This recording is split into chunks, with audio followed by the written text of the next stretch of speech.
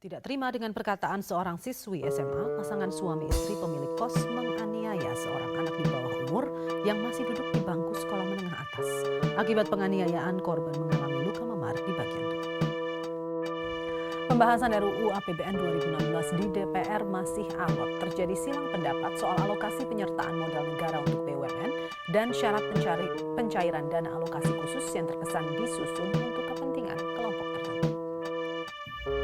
Kasus meninggalnya Dr. Andra di tempatnya bertugas bukan yang pertama kali terjadi.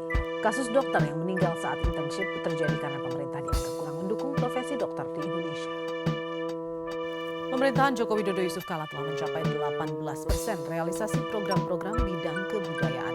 Capaian ini didasarkan pada penilaian sejumlah budaya terhadap kinerja 1 tahun Jokowi JK yang digelar di Media Research Center. Setelah memperpanjang pencarian tahap pertama selama 3 hari, tim SAR gabungan di Kabupaten Samosir, Sumatera Utara resmi.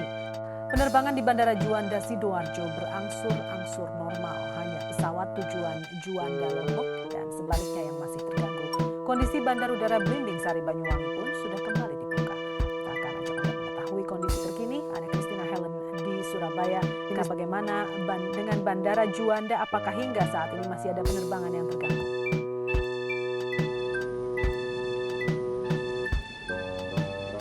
Penetapan tersangka Gubernur Nonaktif Sumatera Utara Gatot Pujo Nugroho dan mantan Kepala Badan Kesatuan Bangsa Politik dan Perlindungan Masyarakat Provinsi Sumatera Utara Edi Sofyan terhadap kasus dugaan korupsi pencairan dana bansos mendapat perhatian banyak pihak.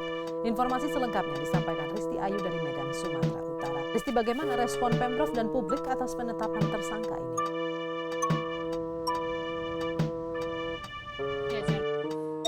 Pemirsa, seorang penumpang pesawat Lion Air tujuan Surabaya Denpasar melaporkan pilot pesawat tersebut atas dugaan tindakan tidak senonoh.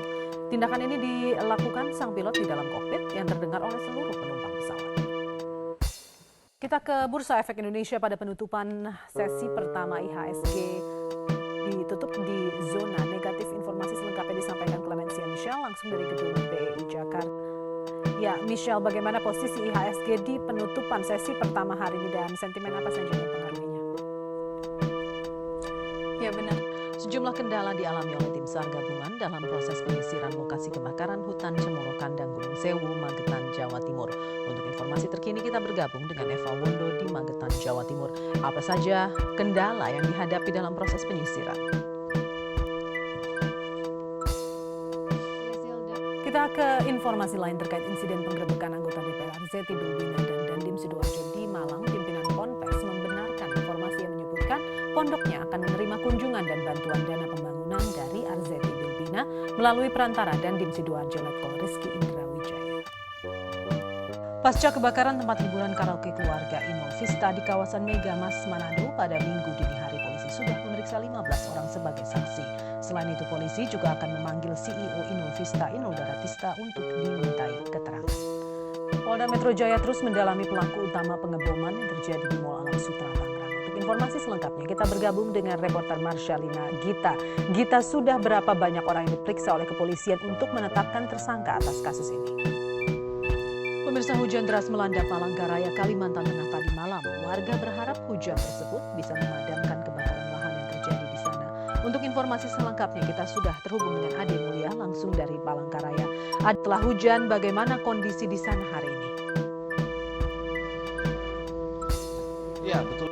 Dan berikut kami tampilkan perkiraan cuaca di beberapa kota besar Jumat 20 November 2015 sore ini.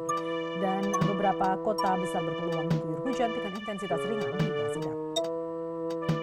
Pemirsa, sejumlah perusahaan yang mempekerjakan warga negara asing di Jepara, Jawa Tengah dirazia imigrasi kelas 2 Pati karena diduga menyalahi aturan izin tinggal dan tidak memiliki paspor. Sementara itu di Purwakarta, Jawa Barat, puluhan pekerja asing juga dirazia petugas imigrasi karena diduga menyalahgunakan visa wisata untuk bekerja. Gerakan melawan asap Partai Nasdem terus bergerak dari pedalaman hingga pesisir wilayah Kalimantan Tengah.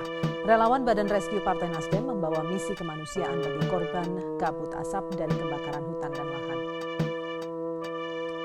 Rombongan tim medis rescue Partai Nasdem tiba di Pekanbaru Riau. Petugas kesehatan ini akan melakukan pengobatan untuk warga korban kabut asap selama 2 bulan. 26 tenaga medis dikerahkan. Beragam acara mewarnai peringatan Hari Pahlawan. Di Jember, Jawa Timur, ribuan santri mengikuti napak tilas dengan menyusuri jalan kota Jember. Uniknya, seluruh peserta menggunakan sarung. Untuk informasi selengkapnya kita bergabung dengan Christina Helen di Surabaya, Jawa Timur. Helen, bagaimana jalannya perayaan Hari Pahlawan di luar kota Surabaya? Ya, Mantan Menteri Agama Surya Dharma Ali kembali berkelit tentang keterlibatannya dalam kasus dugaan korupsi kuota haji. Dalam pledoinya, Surya Dharma Ali menuding kasus yang membelit dirinya syarat kepentingan politik jelang Pilpres 2014. Aktivitas Gunung Baru Jari Anak Rinjani di Lombok, Nusa Tenggara Barat meningkat. Letusan masih terjadi disertai gempa vulkanik dan tremor dengan ketinggian semburan erupsi sekitar 2.500